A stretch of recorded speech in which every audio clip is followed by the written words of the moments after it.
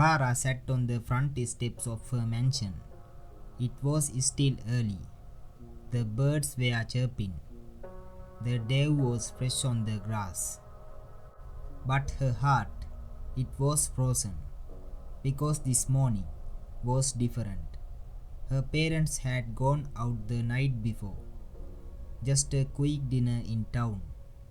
They said a short drive, but they never came home. Clara remembered the phone call, the cold voice on the other end. There's been an accident. I am sorry. They didn't make it. Everything after that became a blur.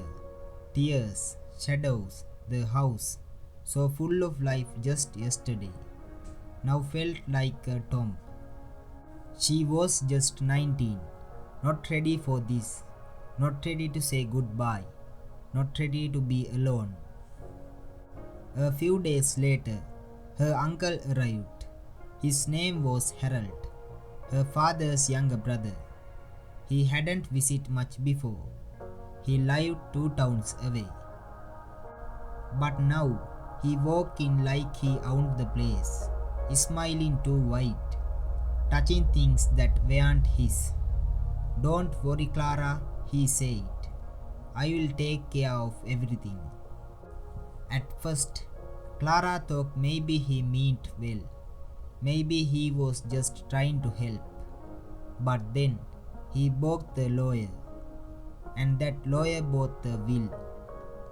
A single page, typed, signed. It said everything went to Harold. Everything. The mansion, the land, the bank accounts. And Clara, adopt, Harold said with a shrug. She wasn't listed on the will. Clara stared at him, her chest tight. What do you mean adopt? Oh, they never told you? Harold said, sipping tea. Your real parents died when you were a baby. My brother took you in, but he never made it official. No paperwork. He smiled again. That same strange smile. So legally, this isn't your home. Within a week, Clara's world fell apart. The house staff was dismissed. Her room was emptied. She wasn't allowed to eat in the kitchen anymore. She couldn't even sit in the living room. She tried calling the family lawyer, but Harold said he had replaced him. Don't make this harder than it needs to be, he warned. One rainy night, she found her clothes in a box by the door. You can stay in the garden shed, Harold said, for now. And so she did, wet, cold, alone. She cried herself to sleep, wondering, was he telling the truth? Was she really not their daughter? One morning, Clara walked into town. She had nowhere to go, but she needed to move, to breathe. She stopped by a small public library. It was quite warm. She sat at the far corner table, reading legal books, trying to understand. And that when she saw him, a young man in a grey suit, dark hair, calm eyes. He watched her for a while, then approached gently. Are you Clara Emerson? She looked up, surprised. Yes, my name is Lucas Gray. I was your father's junior associate. Lucas sat down, took out a folder. I heard what happened. I also know Harold fired your family's original lawyer. But before your father passed, he gave me something, just in case. He slit the folder across. Inside was a second will. This one was different. It was dated 3 months before the one Harold showed.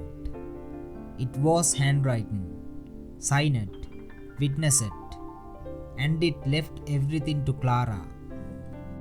The house, the assets, even a letter addressed to her. You may not be my daughter by blood, it read, but you are mine in every way that counts. Clara couldn't breathe. Tears rolled down her face. Lucas spoke softly. This is legally valid and more recent. Then why didn't anyone know? Your uncle hid it. It was never filled. Lucas stood, his voice firm now. But we can fix that, if you let me help. The legal battle took weeks. Harold tried to argue, tried to twist the facts, but Lucas was sharp. He brought in witnesses, handwriting experts, even the notary who had signed the real will. In court, Clara sat quietly, watching Lucas work. He wasn't loud, wasn't dramatic, just steady, honest, kind. And finally, justice came. The judge declared the second will valid. Harold was ordered to leave. Everything was returned to Clara. After the trial, Clara invited Lucas for tea, not in the garden shed, but inside the mansion, her home. They sat in the sunny room her mother once loved. Why did you help me? She asked. Lucas smiled gently. Because your father asked me to protect you, and because when I saw you at the library, I saw someone who hadn't given up. Clara looked down, then back at him. Would you like to stay for dinner? He nodded. And so, that night, for the first time in weeks, Clara didn't eat alone. Months passed. Clara restored the house, turned into a place of hope. She opened a scholarship in her parents' name, began writing, volunteering. And Lucas, he never really left. Their walks grew longer, their talks deeper. Until one spring afternoon, on the same front steps where she once cried alone, Lucas knelt down. Clara, will you marry me? Tears filled her eyes. She nodded. Yes, because now she wasn't just a name not on a will. She was the soul of the home, the heart in the mansion. And love had finally found its way back home.